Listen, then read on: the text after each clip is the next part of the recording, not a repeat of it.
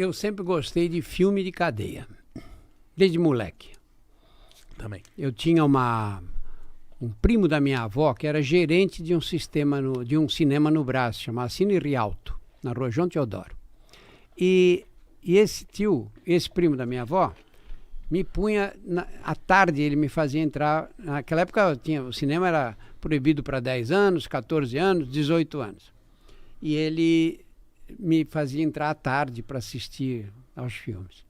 E eu vi um filme lá, que era um filme chamado Força Bruta, com o Burt Lancaster, e que se passava numa cadeia, aqueles filmes branco e preto, né? Eu fiquei tão impressionado com aquele filme, mas eu adorei, sabe? Adorei o filme. Como que era? Era uma cadeia com um diretor que era um malandro e eles planejam uma fuga da cadeia. E o filme, olha, quando eu publiquei a Estação Carandiru, o pessoal da companhia, eu falei, depois de um livro que eu escrevi, um livrinho infantil que chama Nas Ruas do Brás, e eu falei desse filme. E a Companhia das Letras me conseguiu o filme, ainda aquele filme que rodava, como chamava aquilo? Fita cassete? É. VHS. Nem era VHS, não. Aquela fita era antes anterior. VHS? Antes de VHS. Foi em 99 isso, 2000. Ah, devia ser VHS. Não era, não. Não? Acho que era aquele que você punha, depois você tinha que enrolar. Uma fita assim. Era aquela fita. E eu assisti com a minha mulher. Eu tinha já nessa época 50 anos mais tarde de ter visto o filme. Pô, eu lembrava do filme todinho, inteiro. Lembrava até de diálogos do filme. Caramba. Você imagina como me marcou. Eu assisti, acho que tinha uns 10 anos quando eu vi o filme. Muito bem. Aí um dia me pediram, eu comecei a fazer umas vinhetas para falar de AIDS, porque a AIDS chegou aqui e todo mundo chamava AIDS de peste gay, sabe? Na imprensa, peste gay, que era só doença de homossexual. Aí eles diziam na época que era castigo de Deus para os homossexuais. Eu já vi isso. Já vi isso. E eu tinha um amigo que dirigia Jovem Pan naquela época, que era uma rádio maravilhosa, era a melhor rádio de São Paulo, a maior audiência. E eu dei uma entrevista para ele.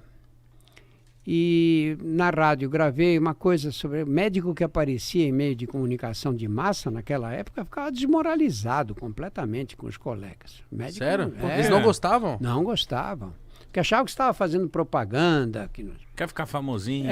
Tá querendo ficar famoso. Sim, entendi. E eu fiz isso, e aí uma senhora chamada Maria Odete Brandalize, ela era da Perdigão, era da família que controlava a Perdigão na época.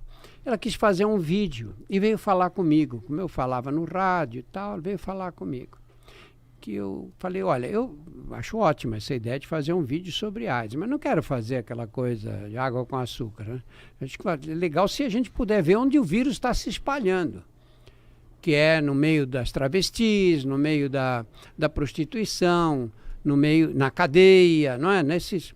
Entre os usuários de droga. Nós filmamos droga, o pessoal tomando baque na veia, que era a droga da moda na época, né? Cocaína, água, injetava na veia. Cocaína com água? Diluía na água e injetava na veia. Quando cheguei no Carandiru, Nossa. Era só essa droga aqui.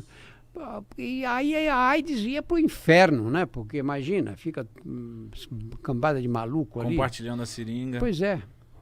Às vezes nem compartilhavam, mas lavavam no mesmo copo, sabe? Imagina. E aí eu fui ao Carandiru. Passamos um dia filmando lá. Como é que foi entrar no Carandiru? Pô, eu tomei um choque, né? Porque o Carandiru é uma cidade, né? Você entrava em cadeia, você entra. Porta de cadeia não bate assim igual as nossas, né? Você entrou, aquele barulho, já te coloca no clima, né? Caralho. Aí você entra, vê aqueles caras todos de calça caque, circulando. O Carandiru funcionava, as pessoas andando para lá e para cá. Os presos passavam o dia circulando pela cadeia. E em cima ficavam os guardas na muralha, que era PM na época, né? Depois do massacre acabou a PM lá. Eles ficavam como metralhadora, andando assim em cima da muralha. Eu fiquei fascinado por aquilo. Logo quando você chegou, os presos te respeitaram, ficaram meio, quem é esse cara aí? Olha, cadeia, o povo é sempre desconfiado, especialmente os funcionários. Porque eles acham, esse cara, qual é dele, o que ele quer aqui, quer ser candidato a alguma coisa, faz parte de alguma associação aí. Eles sempre tomam muito cuidado com a gente. Mas eu cheguei, comecei a dar umas aulas para os presos lá num cinemão, passava uns vídeos. Eles se interessavam? Eles se interessavam, mas aí tinha uma história. Tinha um funcionário lá chamado Valdemar Gonçalves. Era um puta cara, foi meu grande amigo mesmo. E o Valdemar veio para me ajudar. Porque imagina o seguinte, você diz, hoje nós vamos fazer, a gente mostrava um vídeo, depois eu respondia perguntas dos presos. Tinha um cinemão antigo lá que tinha sido detonado numa rebelião anterior, então era um cimentadão, mas tinha um palco. E eu conseguia um telão, a Unip me emprestava o telão, equipamento de som, e a gente punha um vídeo, aí eu respondia as perguntas para eles e depois eu ia embora. Só que como é que você faz? A gente punha uns 400 de cada vez. Você não pode pegar esses 400, porque senão um cara vai, outro não vai. Então tinha que ser uma coisa organizada. E esse Valdemar que bolou a forma final. Falou, o senhor vai ter 2 problemas aqui. O primeiro é que tirar vagabundo da cama às 8 horas da manhã é muito difícil. E se não tira logo de cara, porque ele tirava, e os outros tinham que estar trancados. Porque ali, se você saía do pavilhão naquela época, era morte toda hora, não é? Quando você saía do seu pavilhão, você corria risco nos outros. Então, o que eles faziam? É que ele fazia assim. Hoje vai 2 andares do pavilhão 8. Aí eu abria só essas celas e trazia. A hora que eles entravam no cinema, aí abria a cadeia inteira. Muito bem. Eu tive uma reunião com o pessoal da faxina, que era quem coordenava ali, e eles prometeram, falaram, doutor, tranquilo, não vai acontecer nada. Eu falei, se um dia morrer acaba esse programa. Falei, não vai morrer ninguém. E bandido tem esse lado bom, né? Quando eles falam, acontece, né? Lei de bandido não é igual a nossa, não.